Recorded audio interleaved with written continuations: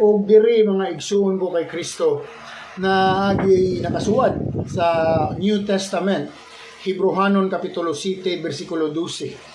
For when the priesthood is changed of necessity, there takes a place a change of law also. Kaya unsa yung pasabot ani nga balaod? Dili ang balaod sa Dios. Kay niari ang Ginoong Hesus para pagpahatag og katin-awan sa gihatag nga balaod ngadto kay Moses. So, unsa man ang nga balaod? Kay ang balaod sa mga Hudiyo Sabado. So, giusab kini nga balaod. Kaya yun ay change of law also, kay giulisan po ang mga pari. Ang pari nga linyada na sa kang Kristo, kay si Kristo, Hebrehanon Kapitulo 3, versikulo 1, Pangulong pari. Unya, si Jesu Kristo, pagkabanhaw niya, adlong Domingo.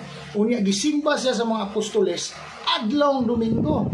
So, klaro, tinaw mga igsuon, sa ani nga verse, nga katong balaod sa mga Hudiyo nga sa Sabado ang ipapahulay, giusab dire sa bagong tugon nga gipatin-aw ni Jesus nga adlaw Domingo. Kay ngano man sa kadaghang adlaw, ngano kung balaanon man ang adlaw Sabado, Dios gud siya nganong wa man niya pilia ang adlaw Sabado nga mo'y ang adlaw pagkabanhaw.